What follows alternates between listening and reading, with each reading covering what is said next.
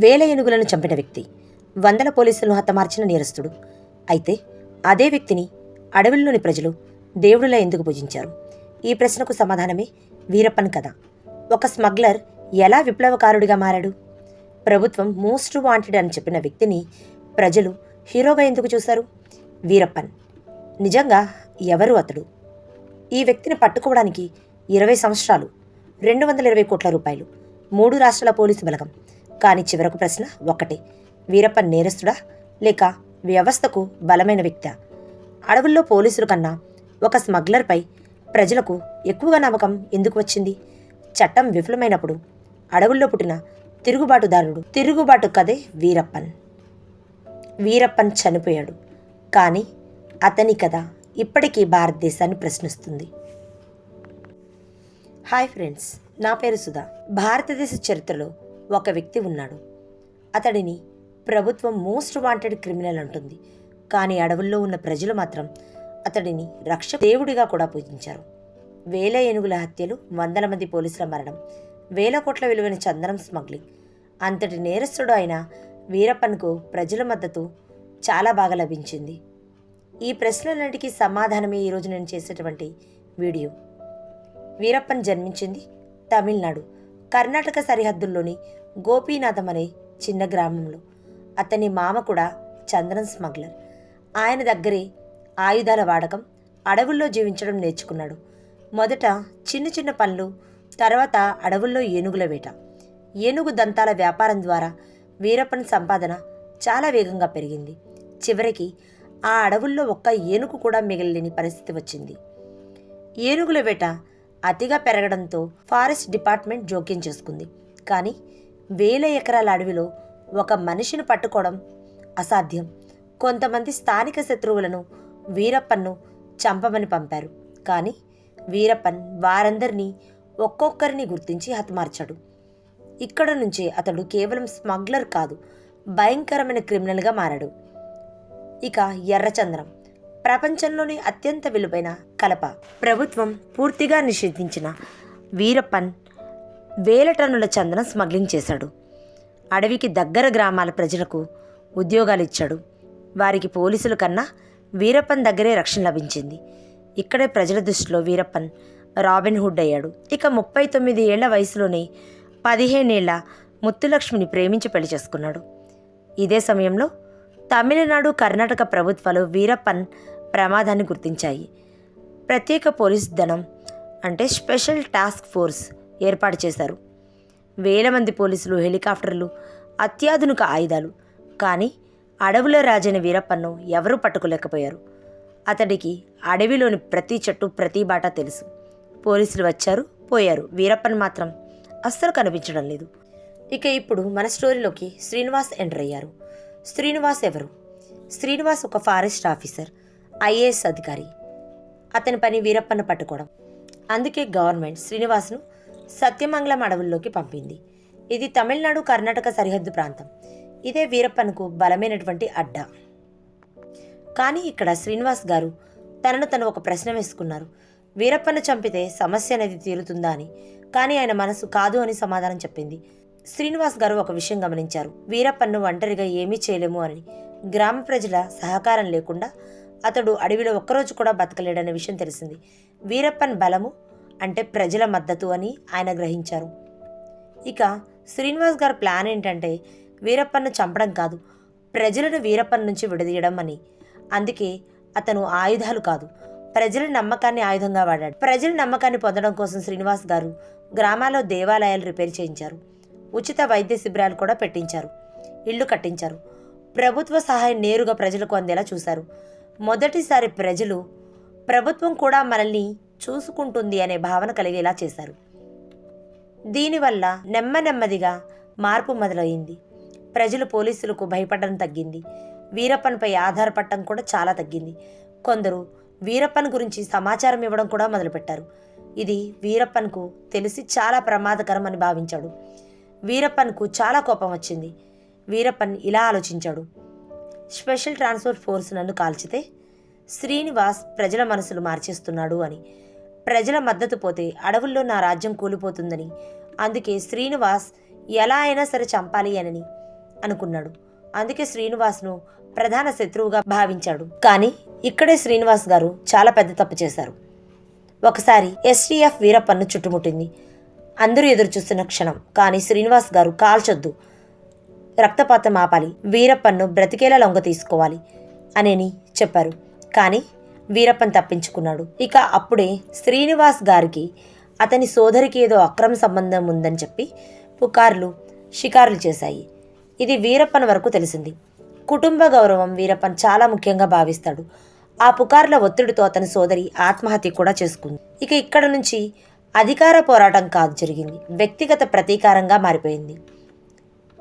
శ్రీనివాసును ఒంటరిగా వెళ్ళొద్దు అనని ఎంత వాదించినా వినకుండా ఆయన అడవిలోకి వెళ్ళాడు. వీరప్పన్ కూడా మనిషే కదా, నన్ను ఏమి చేయలేడు అనే ఆత్మవిశ్వాసంతో ముందుకు అడుగులు వేశాడు. అది అతని మంచితనం. ఇదే అతని బలహీనత కూడా మారిపోయింది. అతను మోసపోయి వీరప్పన్ చేతిలో హతమయ్యాడు.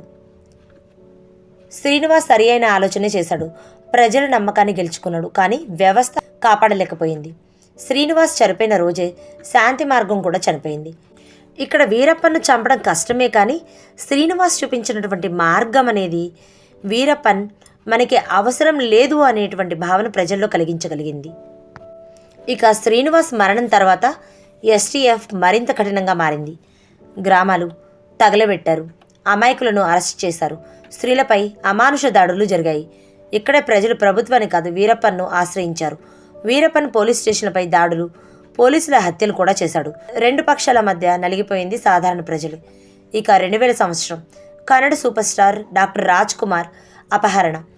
ఇక్కడ డాక్టర్ రాజ్ కుమార్ కేవలం ఒక నటుడు కాదు, కన్నడ ప్రజలకు సాంస్కృతిక ప్రతీక, అన్నయ్య లాంటి భావోద్వేగ సంబంధం. కర్ణాటకలో ఆయనకు దేవుడు స్థాయి గౌరవం. ఆయనకు ఏదైనా అయితే ప్రభుత్వం నిలబడలేని పరిస్థితి. ఇక జూలై 30, 2000 అపహరణ జరిగినప్పుడు పరిస్థితి ఎలా ఉంది? సత్యమంగళం అడవుల ప్రాంతం. వీరప్పన్ రాజకుమార్ను అపహరించగానే కర్ణాటక మొత్తం ఉద్రిక్తత, బెంగళూరులో ఆందోళనలు, ఆస్తుల ధ్వంసం, రాజకీయ ఒత్తిడి తీవ్రం. ప్రభుత్వం ముందు ఒక లక్ష్యం, రాజ్ కుమార్ సజీవంగా తిరిగి రావాలి. దీనికోసం కర్ణాటక ప్రభుత్వం ఏం చేసింది? మొదటి నిర్ణయం, బలవంతపు ఆపరేషన్ చేయలేదు. ఎస్టీఎఫ్కి అత్యంత జాగ్రత్త ఆదేశాలు ఇచ్చింది. ఎందుకంటే చిన్న తప్పు కూడా రాజ్ కుమార్ ప్రాణాలకు ప్రమాదం కావచ్చు అని చర్చల మార్గాన్ని ఎంచుకుంది. ప్రభుత్వం ఇలా ఆలోచించింది, వీరప్పన్ భావోద్వేగంగా అనిశ్చితుడు, ఆయుధాలతో వెళితే హింస తప్పదు, ప్రజల కోపం ఇప్పటికే ఎక్కువగా ఉంది, అందుకే చర్చలు ఒకటే మార్గం అనని. ఇక చర్చలకు ప్రభుత్వం, రాజకీయ నేతలు, సామాజిక కార్యకర్తలు, తమిళనాడు మధ్యవర్తులు వీరప్పన్ నమ్మే వ్యక్తులను చర్చల కోసం ఉపయోగించి. ఇక అప్పుడు వీరప్పన్ పెట్టిన డిమాండ్లు ఒకసారి చూద్దాం. ఎస్టీఎఫ్ దాడులు ఆపాలి, గ్రామస్తులకు న్యాయం చేయాలి, కావేరీ సమస్యపై చర్చలు, రహస్యంగా రణసం. వీరప్పన్ డిమాండ్లపై ప్రభుత్వం స్పందించింది. చట్టబద్ధంగా సాధ్యమైనవి ఒప్పుకుంది, అసాధ్యమైన వాటిపై హామీలు మాత్రమే. ప్రధాన లక్ష్యం ప్రాణరక్షణ. రణసం విషయం, ఇక ప్రభుత్వము రణసం చెల్లించలేదని పబ్లిక్గా చెప్పింది. ఇక అసలు నిజం ఏంటంటే చర్చల తర్వాత భారీ మొత్తం చెల్లించారనే వాదనలు కూడా వినిపించాయి. అధికారికంగా ఎప్పటికీ అంగీకరించలేదు అప్పుడు గవర్నమెంట్. ఎందుకంటే ప్రభుత్వానికి అది నైతికంగా, రాజకీయంగా ప్రమాదకరమే. ఇక విడుదల తర్వాత ప్రభుత్వం ఏం చేసింది? రాజ్కుమార్ విడుదల అవ్వగానే ప్రజల్లో ఊరట, ఆందోళనలు ఆగిపోయాయి. ప్రభుత్వం మాత్రం వీరప్పన్ను ఒక విలన్గా చూసింది.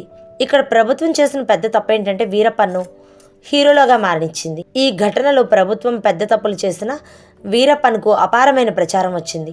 అతడు ప్రజల కోసం పోరాడుతున్నాడు అనే ఇమేజ్ పెరిగింది. చట్టం కంటే భావోద్వేగం గెలిచింది. ఇక్కడ రాజ్కుమార్ అపహరణలో ప్రభుత్వం బలహీనంగా కనిపించింది. ప్రజల భావోద్వేగం ముందు ప్రభుత్వం వెనక్కి తగ్గింది. ఒక మనిషిని కాపాడింది, కానీ ఒక నేరస్తుడిని ఇంకా శక్తివంతం చేసింది. ఇక డాక్టర్ రాజ్కుమార్ విడుదలయ్యాక కర్ణాటకలో ఆందోళనలు ఆగిపోయాయి. ప్రభుత్వం తక్షణమే ఉపశమనం పొందింది. కానీ ఒక నిజం స్పష్టమైంది, వీరప్పన్ను బలవంతంగా ఎదుర్కోవడం ఇక తప్పదు. ఎందుకంటే అతడు ప్రభుత్వాన్ని బహిరంగంగా అవమానించాడు, 2 రాష్ట్రాల పరువు తీశాడు, నన్ను ఎవరూ ఆపలేరు అన్న సందేశం ఇచ్చాడు. ఇక ప్రభుత్వం నిర్ణయం తీసుకోక తప్పలేదు. ఇక చర్చలు లేవు, పూర్తిగా అంతం చేయాలి. అందుకే Tamil Nadu and Karnataka joint operation మొదలుపెట్టింది. కొత్త నాయకత్వం, పాత తప్పుల నుంచి పాఠాలు నేర్చుకుంది. లక్ష్యం మాత్రం ఒకటే, వీరప్పన్ అడవిలో ఉండగా కాదు, బయటికి వచ్చినప్పుడు పట్టుకోవాలి. ఇక గవర్నమెంట్ కొత్త వ్యూహం ఆలోచించింది. ప్రభుత్వం అర్థం చేసుకున్న నిజం ఏంటంటే అడవిల్లోకి వెళ్ళి పట్టుకోవడం అసాధ్యం, కాల్పుల్లో ఎప్పుడు తప్పించుకుంటాడు. కొత్త ప్లాన్, అతన్ని నమ్మకం ద్వారా బయటికి రప్పించడం, ప్రజల సహకారాన్ని పెంచడం, సమాచారం సేకరణ. ఇదే టర్నింగ్ పాయింట్ అయింది ఇక్కడ. వీరప్పన్ పరిస్థితి అప్పటికి ఎలా ఉందంటే, రాజ్ కుమార్ ఘటన తర్వాత అతని గ్యాంగ్ దాదాపు నాశనం అయిపోయింది. భారీ జైలులో నమ్మకమైన అనుచరులు తక్కువయ్యారు. వయసు పెరిగింది, చూపు సమస్యలు మొదలయ్యాయి. అతనికి కావలసింది అడవిని వదిలి బయట జీవితం, చికిత్స, శ్రీలంకకు వెళ్లే అవకాశం. ప్రభుత్వం అతన్ని చాలా నమ్మించి మోసగించింది. ప్రభుత్వం ఎలా చేసిందంటే, ఒక ఎస్టీఎఫ్ వ్యక్తిని లైట్ ప్రతినిధిగా నటింపజేశారు. ఆయుధాలు, సహాయం ఇచ్చినట్టు నమ్మించారు. శ్రీలంకకు తీసుకువెళ్తామని హామీ ఇచ్చారు. వీరప్పన్ నమ్మేశాడు. ఆ అడవిని వదిలే నిర్ణయం తీసుకున్నాడు. ఇదే ప్రభుత్వం ఎదురు చూసినటువంటి క్షణం. 18 అక్టోబర్ 2004 చివరి రోజు వీరప్పన్ అడవిని వదిలి అంబులెన్స్లో ప్రయాణించాడు.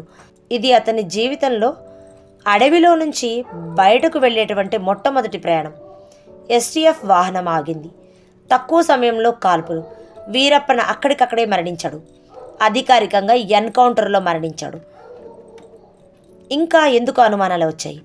చనిపోయిన తర్వాత దగ్గర దూరంలో కాల్పులు, గాయాలు, శరీరంపై సందేహాలు, మీసాలు తొలగించబడ్డాయి. అందుకే ముందే విషం ఇచ్చారా, ప్లాన్ చేసిన హత్య అనే ప్రశ్నలు కూడా వచ్చాయి. నిజం ఎవరికి పూర్తిగా తెలియదు. ఇక ప్రభుత్వం మాత్రం తర్వాత ఏం చేస్తుందంటే, భారీ వేడుకలు, ఆపరేషన్లో పాల్గొన్న అధికారులందరికీ ప్రమోషన్లు, నగదు బహుమతులు, భూములు. ప్రభుత్వం దీన్ని పెద్ద విజయంగా భావించింది. ఇక మనకి తెలియాల్సినటువంటి చివరి చేదు నిజం ఏంటంటే, వీరప్పన్ చనిపోయాడు, కానీ ప్రజల బాధలకు న్యాయం జరగలేదు. ఎస్టీఎఫ్ హింసలపై శిక్షలు లేవు. ఒక నేరస్తుడు చనిపోయాడు, కానీ వ్యవస్థపై ప్రశ్నలు బ్రతికే ఉన్నాయి. ఇక రాజ్ కుమార్ విడుదల తర్వాత ప్రభుత్వం చర్చలు వదిలేసింది. కొత్త వ్యూహంతో వీరప్పన్ను బయటికి రప్పించింది. బయటకు వచ్చిన క్షణంలోనే అతన్ని చంపేసింది. ఇక ఎప్పుడైతే ఇక్కడ మనం అర్థం చేసుకోవాల్సింది ఏంటంటే, రాజ్ కుమార్ను విడుదల చేసిన రోజే వీరప్పన్ హీరో అయ్యాడు. కానీ 4 సంవత్సరాల తర్వాత ప్రభుత్వం అతన్ని చరిత్రగా మార్చింది. మీకు కనుక ఈ వీడియో నచ్చినట్టయితేనండి ప్లీజ్ లైక్ చేయండి. ఫస్ట్ టైం నా ఛానల్ చూస్తుంటే సబ్స్క్రైబ్ చేసుకోవడం మాత్రం మర్చిపోవద్దండి. Thank you watching my video.